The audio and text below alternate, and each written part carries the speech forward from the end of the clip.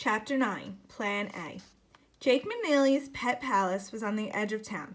The building looked like it hadn't seen a coat of paint in 20 years. Moss and ferns grew thick on the roof.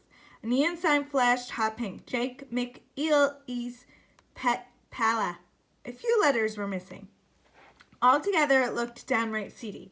Just the place to buy a kidnapped parrot.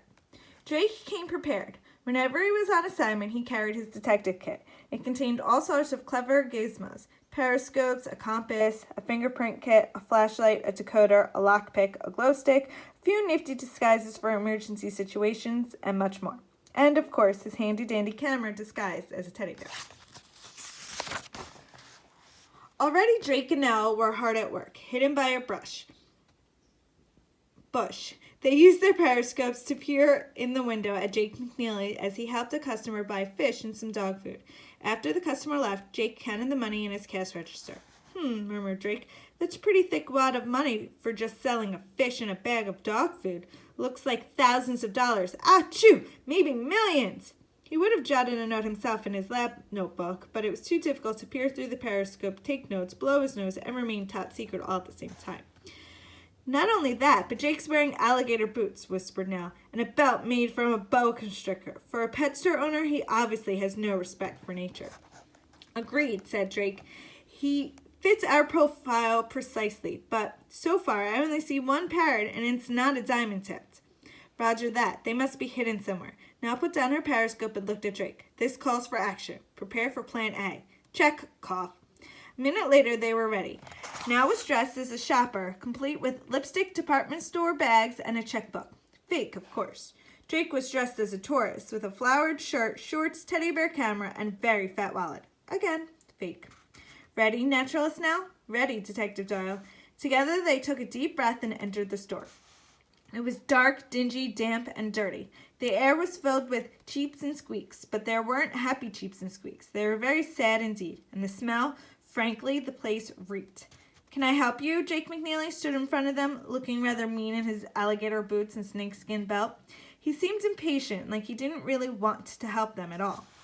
For a second, Jake was at a loss for words. Fortunately, Nell was on top of things. After all, she didn't have a cold to worry about. Why, yes, thank you very much, she replied, acting natural. I'm looking for a pet, and I love insects.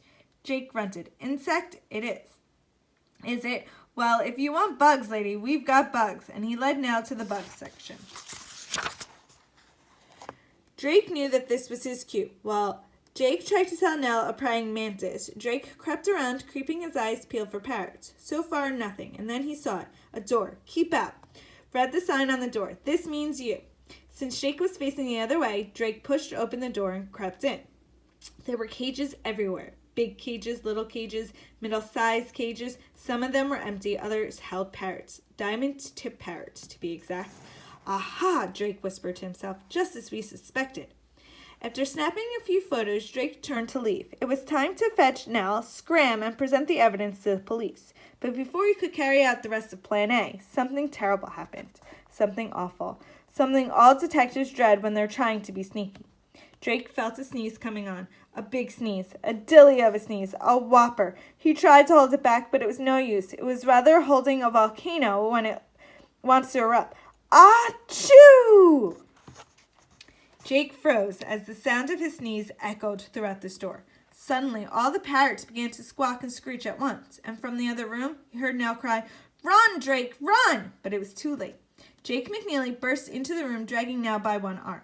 He grabbed Drake by his collar, and they were caught. Plan A was a bust. Trying to mess up my scheme, are you little brats? I'll show you. And before Jake could smack him over the head with his teddy bear camera, Jake shoved Nell and Drake into the biggest cage and locked it. They were trapped. Maybe later I'll introduce you to my pet piranhas, Jake snarled. But for now, I'm expecting another rare delivery from Mexico. And with that, he threw back his head and laughed, a sinister laugh. As soon as the door closed behind Drake, Nell cried, "Quick, Detective Doyle, pick the lock with your handy-dandy lock picker." Check, but when Drake reached his detective kit, it was gone. Gadge, Drake must have taken it with him. It was quite possibly the worst moment of their detective careers. "This is awful," said Drake, cough, cough. "Terrible," said Nell. "We simply must do something. Achoo! Hunk. Yes, but what?" "What about Plan B?" asked Drake. There is no plan B. There wasn't time. All we have is plan A. This is awful, said Drake again. Sniff, sniff. Terrible. They sat in the cage trying not to think about being fish food. Meanwhile, Nell was getting rather hungry, and Drake was wishing he had brought an extra hanky. Then suddenly felt something wiggling under his clothes. Great Scott, he screeched. They're eating me already. Fearing the worst, he reached inside his shirt and pulled out a cell phone? The same phone that Sloane had lent him as payment for rescuing her from the laundry chute. It was set on vibrate. Sick with relief, he flipped it open, wondering who could be calling. Hello? I mean, Doyle and Fosse?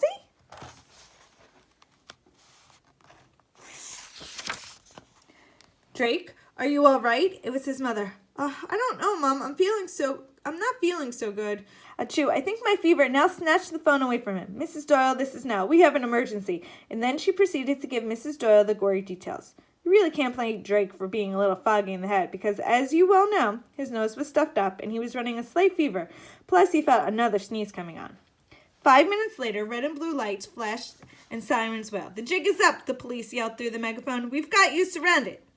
Thanks to the police, it was over in a jiffy. Jake gave himself up. Drake and Nell were released. The parrots were taken into protective custody.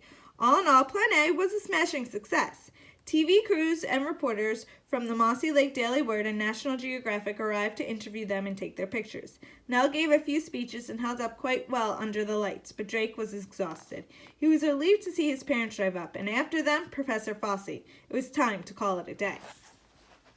Couldn't have done it without you, Detective Doyle, said Nell, shaking his hand. Ditto, Naturalist Nell, said Drake. Get plenty of rest and call me in the morning, Nell added, patting him on the back. Check. Achoo! That night, tucked in bed with a flashlight under the covers, Jake wrote in his lab notebook. Jake McNeely, known as Jake the Snake, behind bars. A slippery fellow, according to the police. Parrots to be returned to the jungle. Payment, feature article in National Geographic. Paid in full.